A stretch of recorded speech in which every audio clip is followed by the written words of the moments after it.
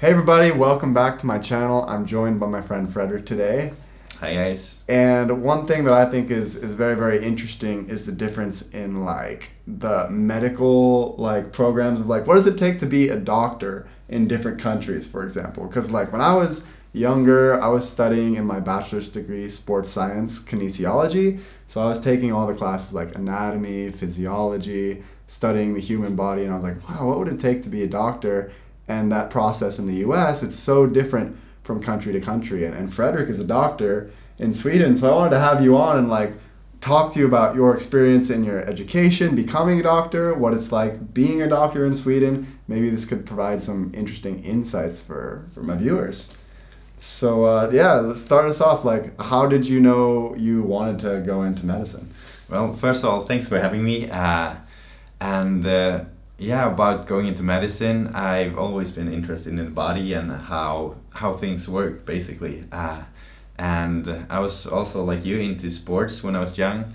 And then when I was like 13, 14, I got an injury, played soccer. And that's when I got into contact with medicine, basically. Yeah. And ever since then, I've just been like, it would be cool to be a doctor. Yeah. So that's basically where it started. It's so interesting, like how certain experiences can like expose you to something and make you interested in it. Like sometimes in the like most random ways. Like I remember the first thing that gave me an idea of like being interested in medicine was when I was watching the TV show Lost. And one of the main characters was like a doctor, and he was the one that was like saving everybody's lives on the Lost TV show. I was like, wow, this actually looks pretty cool. Obviously, I didn't go all the way through with becoming a doctor, but yeah, I mean the process in America, if you're in Sweden, maybe you don't really know how it works. But to become a doctor in the U.S., it's like for any profession in the U.S., I feel like it takes a lot longer because a lot of times you have to do your 4 years of college after high school. So like. You graduate high school at, say, 18, and then you do your 4 years of college, and if you want to become a doctor and go into medicine, you do pre-med for 4 years, so you're studying like biology, chemistry, these basic sorts of things, and then you try to get into medical school, which is very competitive. I think only like 1 out of 3 people that apply for medical school actually make it into a medical school, and then medical school is another 4 years, so now you're like, all right, let's add 4 and 4, 8 years after you're 18. So if you're fast, you can get like done with medical school around like age 26 maybe, and then you're licensed as a medical doctor, but you're not like a practicing doctor until you've gone through a 1-year internship and then a residency for an additional, could be from like 2 to 6 or 7 years depending on what specialty you choose. So maybe general practice, you do the 1-year internship plus a 2-year residency. So for the shortest amount of school after high school, I think would be like 11 years by the time you're like fully practicing doctor in America, which is pretty crazy because I remember like when I was thinking about it, I was 20 years old and I'm thinking, okay, if I go through this process, I'm gonna be at least like 31, 32 by the time I'm like able to be an actual doctor. And you have to pay for the school in the US. Exactly. It's just not just the times. Yeah. Basically, the tuition is kind of crazy if you don't get the scholarship, I guess. Exactly. And medical school in the US, I think it runs from like maybe 3 million, 4 million crowns, like $200,000, $300,000, $400,000 for the 4 years of school, maybe. I'll have to quote like the actual prices below. But then I remember like doing the calculations in my head and like how many years I have to work being an actual doctor just to like pay off my debts and break even. And I'm like, I'm basically going to be in debt until I'm 40. Then I'm going to make a ton of money because doctors in the US make a ton of money after I'm 40. But like tell a 20-year-old, yeah, you're going to be in debt until you're 40 and you can't change your mind about this career path. Because imagine you're like 29, you're like halfway through medical school, like, I don't know if I want to do this anymore. You're like, you're kind of screwed. You kind of have to, I feel like. So yeah, I mean the process in the US for a lot of careers, not just medicine, it is longer because you have that like 4-year bachelor, whereas I feel like in Sweden it's more a little bit focused when you go to college. It's like you kind of go into what you want to go into right away. I mean, how does that work with like medicine in Sweden? Well, so in Sweden we also have high school, right? But then we don't have this pre-med track, because we can apply to medical school straight after high school, basically. And then it's when I did it, like I started 2012 studying medicine, and then it was 5.5 years of medical school, and then you had to do an internship for 1.5 to 2 years, and then you get your medical license. Before that, you're just a medical graduate, basically. But now they're actually in the process of changing this, so it's 6 years medical school, and then just 1 year of this kind of internship. Interesting. And then you get your license straight after these 6 years. So the internship, you're actually a licensed medical doctor. But then after that, then it's residency, like in the US. And actually here in Sweden, all of the residencies are 5 years, at least to my knowledge, the basic ones. But then you can do additional years if you want to specialize in something in certain fields of these basic specialties. So to get it clear, so you do your medical school, which is now going to be 6 years in the new system. Then you have an internship year, and then your residency after that is like 5 years, and then you're like a full. But is there a big difference in pay between like a resident doctor and like a full-on, like when you're done with your residency? Because that's a huge difference in the U.S. When you're doing your residency, maybe you make like $60,000 a year, and then when you're a real doctor, depending on your specialty, or like you're finished with the residency, you go up to like hundreds of thousands of dollars a year. I don't know if there's a difference in it is, of course, a difference, but it's not that much. It also depends on if you're working for a private practice or how you choose to work, basically. And I think if you're working in a hospital, which is not private, then it's maybe around 20,000 Swedish crowns. So the increase from residency to specialist. So an extra like $2,000 a month when you're done. More or less. I mean, there's of course differences between specialties and other circumstances where you're in Sweden, of course. Exactly. Is there like a lot of competition to go into certain specialties? Because I know like in the US there's certain specialties that like everybody's really trying to get, and certain ones that not as many people want. Of course. And here in Sweden, I mean, there are quite a lot of differences, I think at least, because some specialties are more popular here, but they are in the bottom maybe in the US, and the reverse. But at least here in Stockholm, there's quite a few that's really hard to get, but then you can maybe start in another part of Sweden to get your residency, maybe up north or something, and then you can maybe transfer to Stockholm when you have more experience and more attractive for the for the hospitals here. There's definitely regional differences, like when it comes to jobs that are in a shortage. Like I notice going through like teaching in Sweden, there's like they need teachers like everywhere. When you're outside of Stockholm, it's like the smaller towns, there's such a like shortage, but in Stockholm it's like a bit more competitive just because there's like more people. So it's interesting that it's like the same here as well.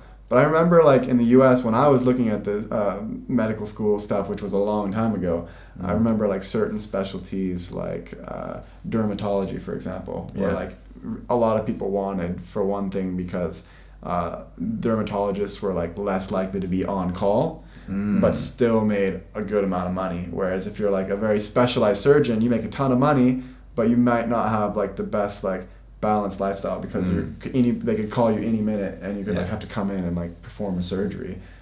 Is that like pretty common that doctors in Sweden have to be on call, or like what is the like work-life balance like here? And that's a good point, because I think that's also a reason why certain specialties here in Sweden are more popular than others, because here I think it's more level related to how the work-life balance is. So we don't work as much as they do in the US, and I think at least that's what I've heard, and in none of the specialties we're really like on call all the time, like you hear about in the US. But I think transplant, for example, is something that's actually quite a lot of work and on call. At least the story goes that in certain clinics, in the transplant clinic, they're actually on their third or at least second or third marriage or something like that. So it's tough on their private life, I guess. I can imagine. Is surgery a pretty competitive one? Do a lot of people want to go into surgery in Sweden? Yeah, it's quite popular, Yeah. I would say. And also there are certain subspecialties of surgery, like neurosurgery, that's also popular in the US, and plastics, that's even harder than just a general surgeon. But then it's more than 5 years. You do these 5 residency years, and then you have to subspecialize, I guess, in certain types. Yeah. And so for you ended up choosing anesthesiology, right? Yeah, anesthesiology and intensive care. There's actually I think in the US you just have anesthesiology, and then you can subspecialize or add intensive care, I think. But here we get those both in this. Exactly. It's like a package deal. We have 2 different, because we have like intensive care, emergency room doctors that specialize in that, and then we have people that specialize in anesthesiology. I'm not the most knowledgeable about this, but I don't know if there's anything that combines both of them in one, like what you're doing. But like, what is like a typical work week or like work day look for you? A typical work week. I mean, we have a lot of calls as anesthesiologists and intensive care. So that's one of the cons many people see. So I don't want to go into anesthesia and intensive care because there's a lot of calls, even high up in the age, because some people don't want to be on call on weekends or nights and whatever. But a typical day or week would be like start 7:30 in the morning, and then the day ends at around 4 usually. Yeah. And that's one of the pros, I guess, with anesthesiology and intensive care as compared to surgery, because we can actually just report basically everything that's going on with anesthesia, and then we can go home. But the surgeon, they can't just leave the surgery. They have to keep on operating if they're actually there. Usually. Sometimes they can switch, but so it could be like middle of a surgery and you hand it over to another anesthesiologist, or you're just like, all right, I gave them this much, they're knocked out, see you later. Yes, no. You can do both. We actually have this anesthesiology nurses. I think they are like CRNAs called in the US. And they actually are the ones usually in the OR. We of course go in and out, but we usually have like a couple or more ORs that we are responsible for. So we're not just in the OR at all. So you're balancing between overseeing multiple patients and multiple operating rooms. So then we can just report what we've done, and this is what we did with this person. He's under this anesthesia, and we think this is gonna be the plan, and then we can leave. Do you ever get like an emergency of like something changes really fast in one operating room, so you have to go in that one and then give more special attention and that kind of thing? Interesting. Wow. So getting back to the schedule, like 7:30, then we usually have this meeting in the morning to just talk about what happened during the night and how many patients we have in the emergency room and how many patients in intensive care. And then we start up either in different clinics or surgeries. I work here in Stockholm, and then we have, for example, orthopedic surgery, and then you can be on like gastrointestinal surgery or emergency surgeries. And then basically you just have the schedule, and you look up the patient, study their charts and how they're feeling, and then you make a plan with the nurses of how you plan on giving them general anesthesia or regional anesthesia, and how you want to go about it, depending on, of course, the type of surgery and the patient, how healthy they are, basically. Do you have a lot of direct contact with patients in your job? Yes, but only like during the surgery, mostly. The ones who are awake. And then you put them on there. But I mean, we are, let's say it's called like, we don't like are responsible for a patient usually. Like we're not the treating doctor usually. So we are responsible when we give the anesthesia, but it's not our patient to keep on treating their underlying illnesses, for example. Yeah. as compared to a family doctor that's actually continuously seeing this patient. Yeah. So we're just doing like this smaller. Yeah. Interesting. Yeah. One thing I remember was really interesting. You have to tell me if this is true. But in the U.S., like the family doctors and like the general practice doctors, they're making oftentimes the least amount of money versus the people that are more specialists are making more money. But in Sweden, I heard that the general practice doctors are often the most well paid. Yeah. Is that true? Yeah. Wow. It is true. Yeah. Really interesting. Interesting. And the systems are so different too because like there's more privatized medicine, I would say, in the U.S., whereas like you have private insurance with hospitals and different things, whereas here we have like generalized healthcare for everyone. Yeah. So is that something that like ever comes up that like in your hospital in Sweden, like people have to deal with insurance or like these types of things, or it's all sort of just like covered being in Sweden? Like how does that work? I haven't actually heard about anyone getting like turned away. Yeah, turned away because I mean, I've never heard of it. I've never seen it. I mean, so that doesn't happen really. Even in the U.S., you wouldn't get turned away if it was like a life-threatening situation. Yeah. But if you don't have insurance, you would be stuck with a huge hospital bill. Like if you're dying, I think a lot of people don't understand like how the system works in America. They're like, oh, you don't know, not everybody has insurance. I'm like, yeah, if you're dying, like they're gonna take care of you. Yeah. But if you don't have insurance, that's really gonna like hurt you financially because healthcare in the U.S. is like extremely expensive. Yeah. It's insane. Yeah, here there are some surgeries that I think are more cosmetic that we can actually turn down for like being not in a private practice. So if you go to private practice, then you can of course pay for it. But if it's paid by, what's it called, when you pay for subsidized or by the government or... I know what you mean. But so there are actually certain surgeries that are not covered. Yeah. But I guess like in your role, you wouldn't have to be the person that decides. No. Yeah. We leave that to the administrative people. Right? Yeah. Nice.